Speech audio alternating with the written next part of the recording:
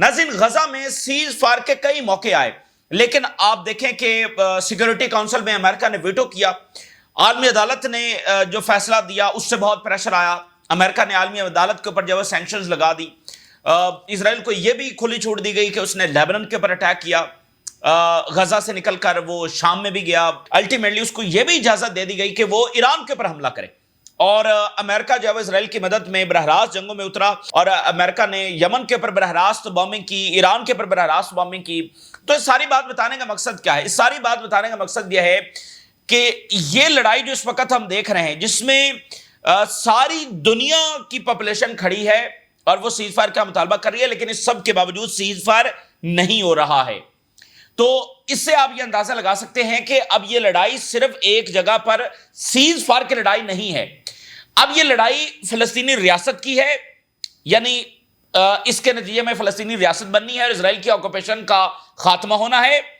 और साथ ये लड़ाई जो है वो उस ऑर्डर की है जो इजराइल की सुप्रीमेसी है, और जो अमेरिका का जो ऑर्डर है, जो अमेरिका की ताकत है, वो अमेरिका ने सारी लगा दिया।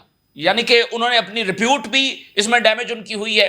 उसको इजराइल के लिए जंगें छेड़ना पड़ी हैं, वो भी उसके लिए सूटेबल नहीं थी, लेकिन उसने छेड़ी है। तो एक अमेरिकन एम्पायर, ठीक है ना, एक ग्लोबल एम्पायर जो ये समझता है कि उसके पास ये ताकत है कि वो अगर जेनोसाइड भी इजराइल कर रहा है तो वो कंटिन्यू रहेगी और कोई उसको रोक नहीं सकता है। तो अगर ये रुक जाती है तो इसका नतीजा सिर्फ एक सीज फायर नहीं होगा, इसका नतीजा इजराइल के ऑक्यूपेशन का खात्मा होगा। इसका नतीजा जो है वो जो अमेरिकन एम्पायर है उसमें कारी ज़रब होगी। तो इस तनाजुर में ये डेवलपमेंट्स हो रही हैं और बड़ी पिक्चर में अब मामलात को देखा जा रहा है, कौन क्या तैयारी कर रहा है, कौन कितनी ताकत इकट्ठी कर रहा है, जो ईस्टर्न एलाइज हैं वो कितना इकट्ठे हो रहे हैं। अब इस पिक्चर के अंदर जब वो देखा जा रहा है, इस वक्त हमें ऑन ग्राउंड अभी तक ऐसा कोई इकदाम नजर नहीं आ रहा कि जो फौरी सीज फायर करवा सके। तो ये एक हतमी लड़ाई बन चुकी है, हर अंदाज में एक हतमी लड़ाई जो बन चुकी है, जिसमें इजराइल का मकसद यह है। आपको याद है नेतन्याहू ने यूनाइटेड नेशन में एक नक्शा दिखाया था, द न्यू मिडल ईस्ट, जिसमें इजराइल दिखाया गया था, उसमें गजा और वेस्ट बैंक नहीं था। तो उनका मकसद यह है कि गजा और वेस्ट बैंक दोनों में से जो फलस्तीनी पॉपुलेशन है उसको खत्म किया जाए और मुकम्मल यानी कि इजराइल जो है वो यहां पर ये कायम कर सके, जिसको आप ग्रेटर इजराइल जो है वो कह सकते हैं।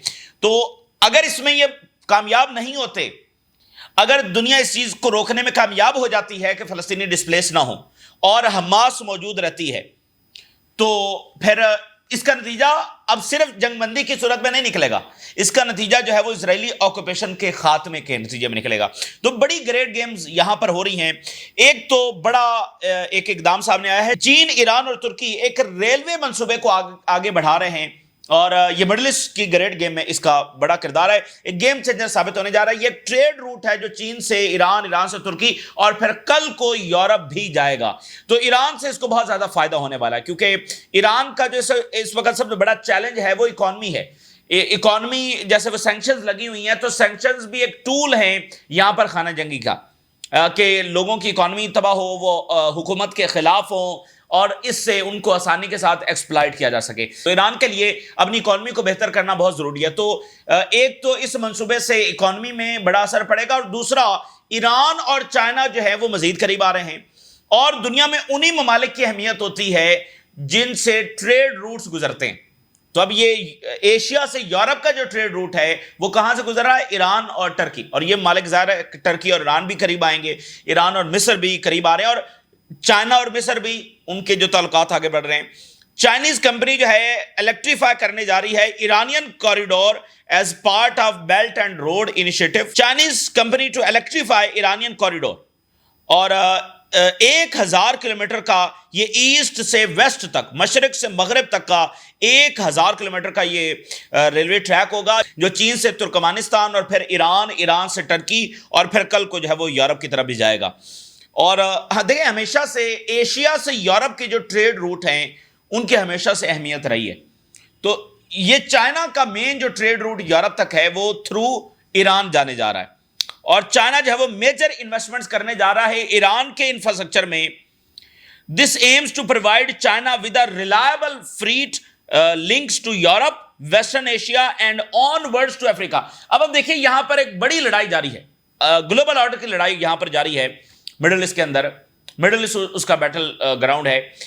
چائنا جو ہے وہ ایران کے ذریعے، یعنی ایران مرکز ہوگا، ایران کے ذریعے ویسٹ ایشیا میں یعنی مڈل ایسٹ کے اندر بھی اپنی ٹریڈ کریں گے سارا، پھر ایران کے ذریعے یورپ تک بھی جائیں گے، ایران آگے ٹرکی اور پھر یورپ، اور پھر یہیں سے وہ نارتھ افریقہ کی طرف بھی جائیں گے.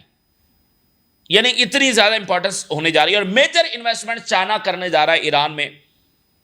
اور ایران کے لیے ضروری ہے کہ وہ یہ پلان رکھتا ہے کہ وہ اپنی اکانومی کو ڈائیورسیفائی کرے. کیسے؟ اس کا جو سارا انحصار ہے وہ انرجی ایکسپورٹس پر ہے، گیس آئل کو بیچ کر. تو benefit from increase transit free traffic. تو یہ جو ٹریڈ روٹس ہوں گے اس سے بھی ظاہر ہے کہ اس کو پروفٹ ہوگا. تو یہ جو ٹریڈ روٹس گزریں گے اس سے ظاہر ہے کہ ایران کو فائدہ ہوگا اور وہ اپنی اکانومی کو جو ہے وہ ڈائیورسیفائی کرنا چاہ رہا ہے. تو یہ ایک گریٹ گیم کے اندر یہ ایک بڑا اقدام ہے. اچھا پھر آپ دیکھیے چین کتنی تیزی کے ساتھ ترقی کر رہا ہے جب امریکہ اس چیز میں انوالو ہے کہ اسرائیل کو مزید کھلی چھوٹ دی جائے کہ وہ میس سٹارویشن کر سکے. چین کس پر کام کر رہا ہے؟ China launches world's first robot that can run by itself. چین انوویشن کا مرکز ہے، نہ کہ جاپان، نہ کہ امریکہ، نہ کہ یورپ. چین ادھر فوکس ہے، ان کا فوکس جنگوں کے اوپر ہے. China launch world first robot 6S store in Shenzhen. تو چائنا دنیا کی سب سے بڑی آرمی بھی بنا چکا ہے. سب سے زیادہ اگر ان نمبرز دیکھا جائے تو پلانٹ ارتھ پر ابھی تک جتنی بڑی بھی آرمی ایگزسٹ کی ہے وہ چائنا کی آرمی ہے. دنیا کی تاریخ کی سب سے بڑی آرمی چائنا بنا چکا ہے. نیوی میں وہ تیزی کے ساتھ آگے بڑھ رہا ہے. اکانومی میں وہ آنے والے 1-2 سال کے اندر، 3 سال کے اندر امریکہ کو بائی پاس کر جائے گا. اور یہ بات ذہن میں رکھیں، یہ جو ٹرمپ صاحب ویسے تو بڑا کامیابی وکٹری ڈکلیئر کر رہے ہیں نا کہ میں نے یورپی یونین سے بھی یہ منوا لیا، میں نے جاپان سے بھی یہ منوا لیا.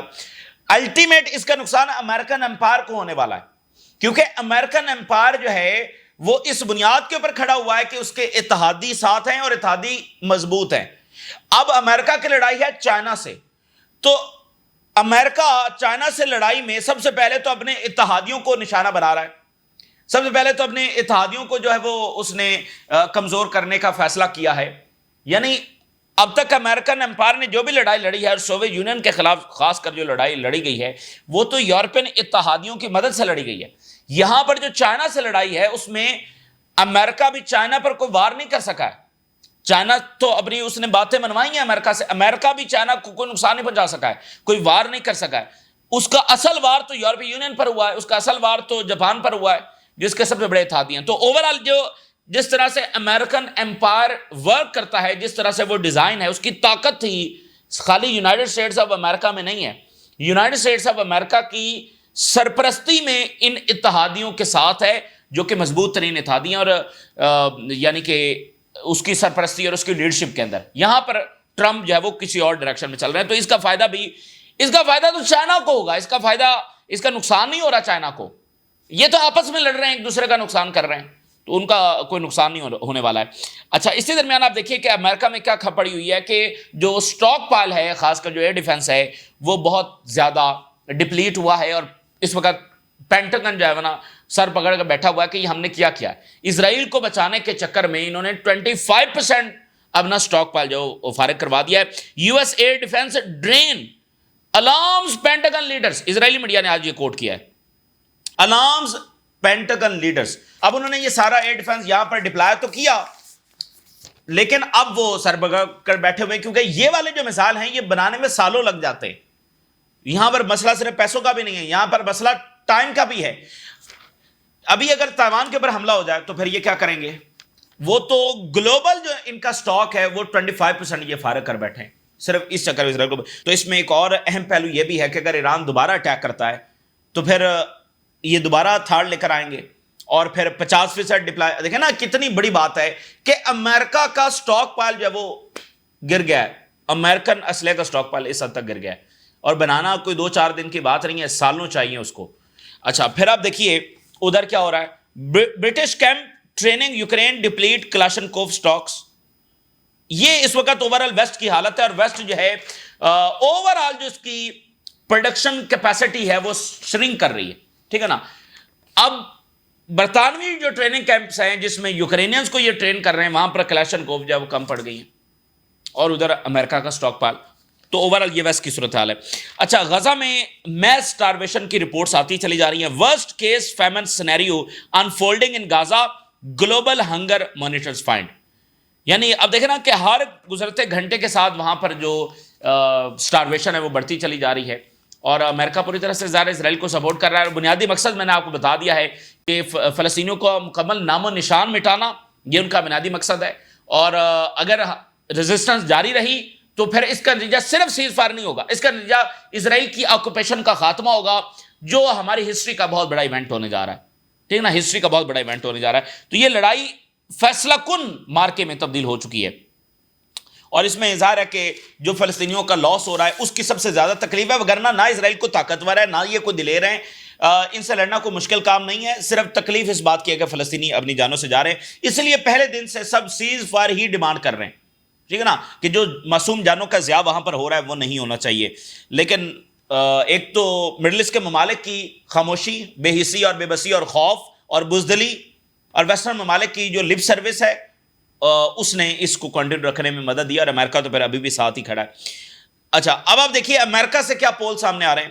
Majority of Americans oppose Israeli actions in Gaza with the US disapproval of Israel's Gaza war growing, Netanyahu's favorability it's a record low. نیا سروے, امریکہ جو ہے وہ میجورٹی اکثریت جو ہے وہ سپورٹ نہیں کر رہی ہے, اور تیزی کے ساتھ اس میں ڈکلائن ہے. اور ظاہر ہے کہ ٹرمپ بھی آگے مڈ ٹرم الیکشنز کی کیمپین بھی کچھ مہینوں کے بعد جو ہے وہ شروع ہو جائے گی, تو ٹرمپ بہت زیادہ مزید دباؤ میں ہوگا, کیونکہ جو نتنیاہو نے جنگ چھڑی ہے یہ 2-3 مہینوں کی تو ہے نہیں, یہ تو سال ہا سال چلے گی, اور شاید ٹرمپ کے پورے ٹینیور میں چلتی رہے. اچھا, اب آپ دیکھیے جو امریکن سینیٹرز ہیں وہ سامنے آ رہے ہیں, اور انہوں نے کہا کہ وار کو اینڈ کرنے کی جو سب سے بڑی آبسٹیکل ہے یہ خود نتنیاہو ہے, اور اس کی سیلفش پالیسی ہے, یہ امریکن سینیٹرز کہہ رہے ہیں.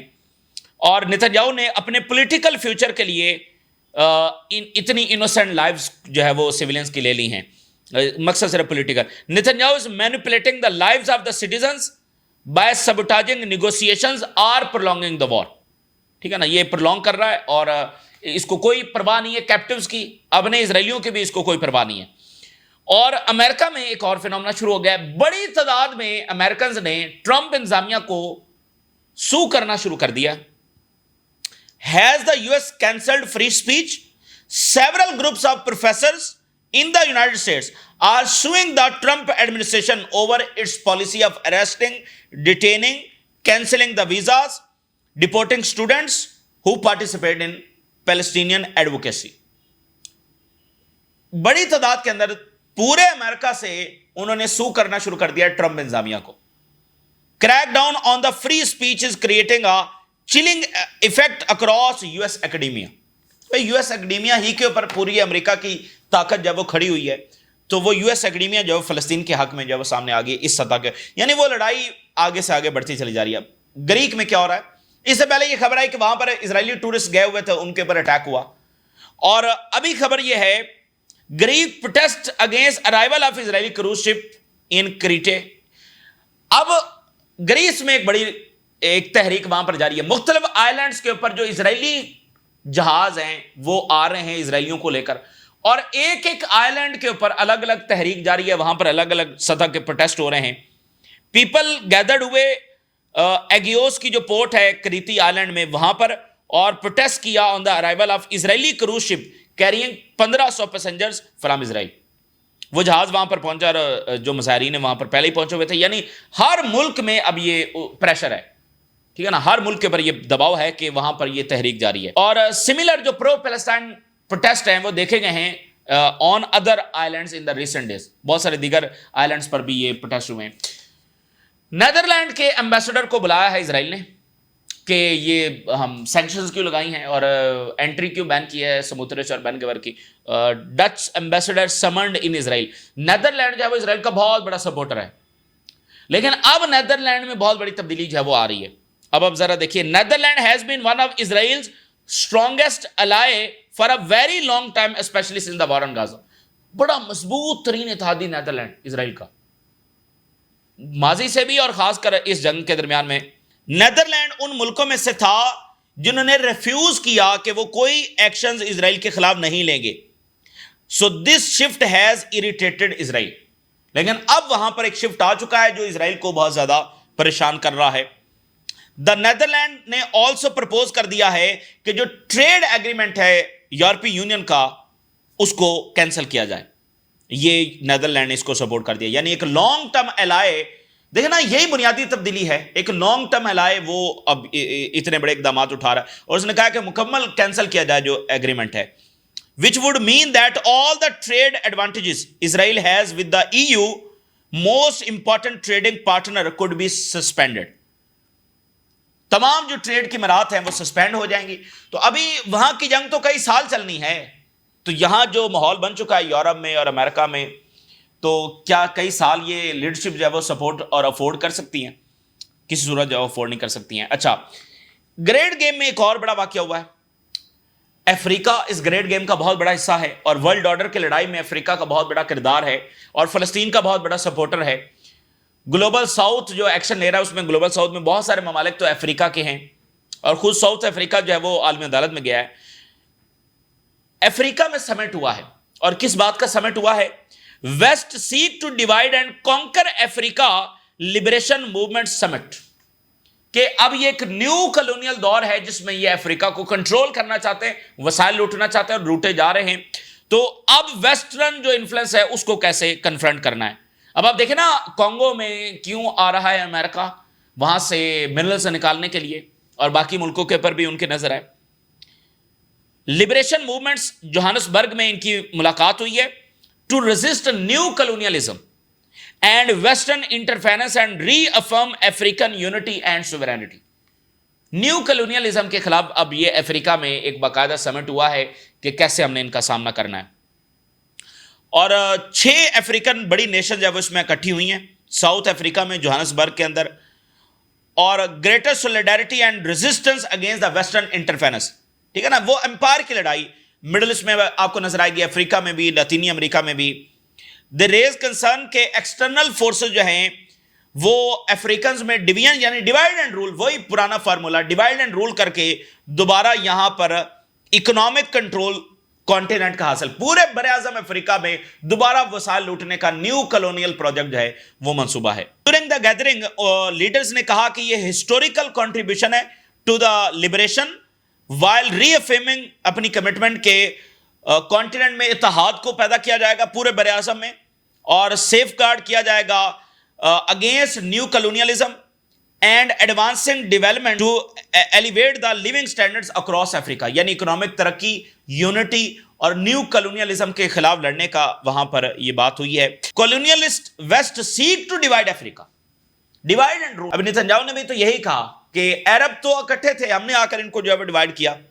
Standing in solidarity the parties represented by respective presidents, تمام نیشنز کے صدور وہاں پر جمع ہوئے ہیں جوہانسبرگ میں, باقی اعلیٰ حکام نہیں, تمام کے جو پرائم منسٹر اور صدور ہیں وہ وہاں پر جمع ہوئے ہیں. پلیج کیا ہے, اس بات کا عہد کیا ہے کہ ہم ریزسٹ کریں گے any attempts by the colonial powers to regain dominance over the continent through economic sanctions اور ادر کوئرسو میجر. دیکھیں یہ سب ایک ہو گئے ہیں, Africa, Iran, China, North Korea, Russia, لاطینی امریکہ کے ممالک, سب کی لڑائی ایک ہی ہے, نجات حاصل کرنا. فلسطینیوں کی بھی یہ لڑائی, ایران کی بھی یہ لڑائی, یہ ایک ہی ہو چکی ہے یہ لڑائی. سینکشنز انہوں نے کہا جو ہمارے اوپر لگیں گی, باقی جو اقدامات اٹھائے جائیں گے دوبارہ سے افریقہ کے اوپر اکنامک کنٹرول حاصل کرنے کے لیے نیو کلونیلزم جو پیٹرن ہے اس کے تحت, تو ہم اس کا جو باقاعدہ سامنا کریں گے. تو یہ کافی بڑی لڑائی اس وقت جاری ہے, اور ایک ہی ہے, اوور آل لڑائی ایک ہی ہے, لیکن اس کے مختلف تھیٹرز آپ کو مختلف جگہوں پر نظر آئیں گے. تو یہ اس وقت کی صورتحال ہے جو آپ کے ساتھ شیئر کیا ہم نے. راز لگا کریں, اجازت دیجیے, اللہ حافظ.